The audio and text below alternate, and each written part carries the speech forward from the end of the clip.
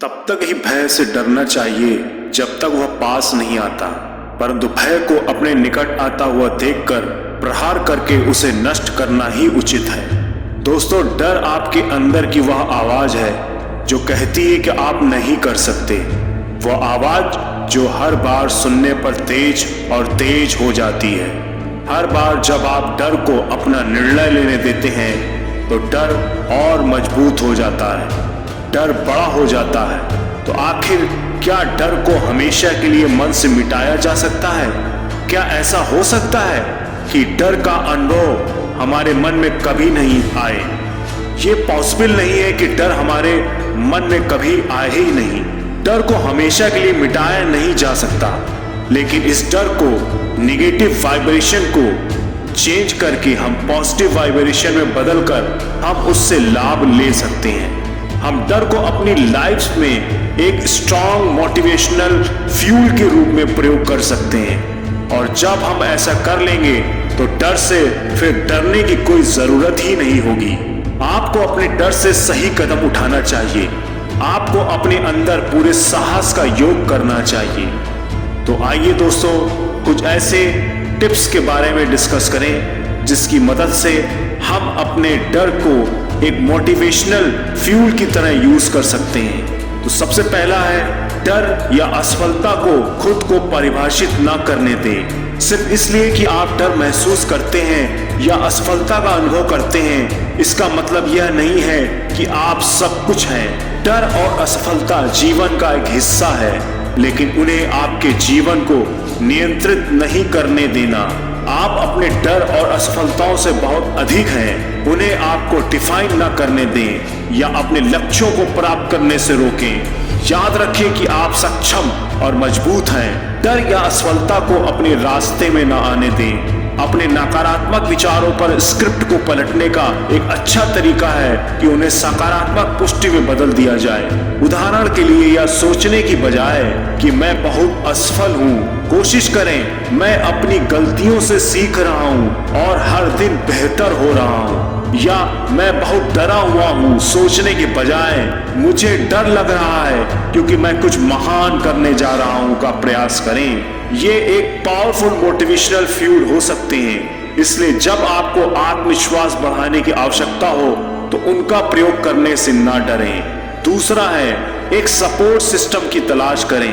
अकेले अपने भय और असफलताओं का सामना करना कठिन है। हम सभी को समय समय पर किसी का सहारा लेने की आवश्यकता होती है। इसलिए दोस्तों, परिवार के सदस्यों या सहकर्मियों का एक सहायक नेटवर्क खोजना महत्वपूर्ण है, जो हमें तब प्रोत्साहित और प्रेरित करेगा जब हम संघर्ष कर रहे हों।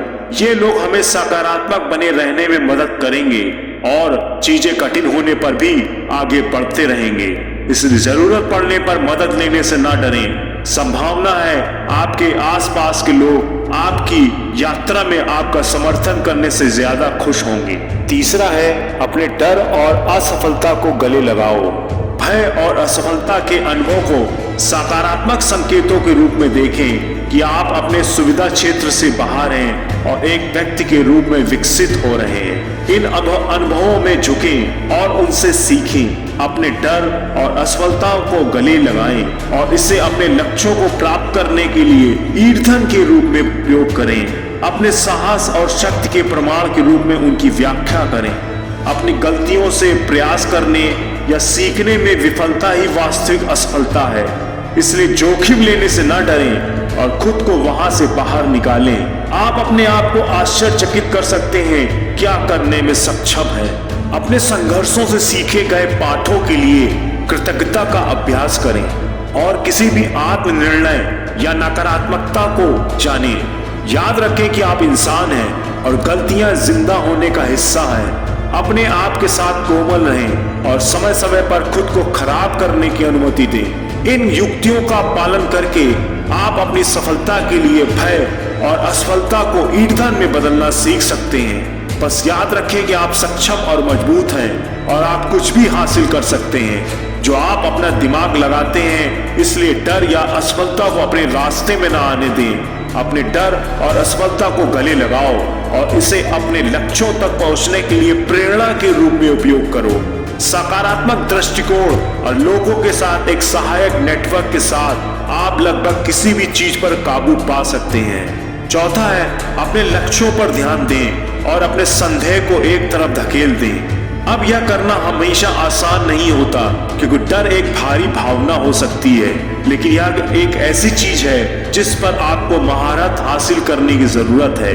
आमतौर पर इसमें अन्य कारक शामिल होते हैं, जब असफल होने का डर, खुश होने का डर, अपने आसपास के लोगों से अधिक होने का डर। यह डर होता है कि हम अपने लक्ष्य तक पहुंच सकते हैं और यह पर्याप्त नहीं होगा, लेकिन यह महत्वपूर्ण है कि इसके माध्यम से आप अपने लक्ष्यों पर ध्यान केंद्रित करें और किसी को या किसी और को अपने दिमाग में नकारात्मक विचार ना आने दें, और इसमें आप भी शामिल हैं। जरूरी नहीं है कि यह हमेशा दूसरों के शब्द ही हों।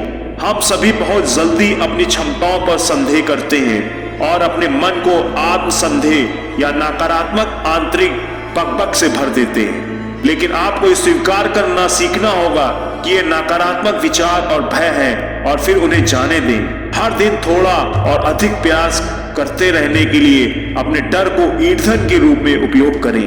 पांचवा है, डर को अपना दुश्मन मानकर उससे फायदा लिया जा सकता है। यदि डर को अपना सबसे बड़ा दुश्मन मान लिया जाए तो इससे बहुत से अच्छे फायदे लिए जा सकते हैं। अर्थात डर को यदि आप अपना सबसे बड़ा दुश्मन मान लें तो इसे मोटिवेशनल फ्यूल के रूप में बदला जा सकता है। रियल लाइफ में यदि कोई दुश्मन हमारे सामने आ जाए तो हमारा दिमाग और शरीर दोनों एक्टिव हो जाते हैं। हमें लगता है कि कैसे भी हो, कोई भी तरीका हो, मुझे अपने सामने खड़े दुश्मन को हराना ही है। इसी प्रकार यदि हम अपने फियर को अपना सबसे बड़ा दुश्मन मान लें तो जैसे ही वह आपके सामने आए, आप अपने माइंड और बॉडी दोनों से एक्टिव हो जाओगे और ऐसा तरीका जरूर खोज लोगे जिससे आप सामने खड़े डर को हरा सकें। ध्यान रखिए, डर को हराना तभी पॉसिबल होगा जब आपका दिमाग और शरीर दोनों उसे हराने के लिए पूर्ण रूप से तैयार हो, और तभी आप डर को हराने का तरीका सोच पाएंगे। और यह तभी हो पाएगा जब आप डर को अपना सबसे बड़ा दुश्मन मान लें। जब डर नाम का दुश्मन आपसे हार जाएगा तो आप बेफिक्र होकर अपनी मंजिल की ओर आगे बढ़ सकते हैं और सफलता प्राप्त कर सकते हैं। धन्यवाद।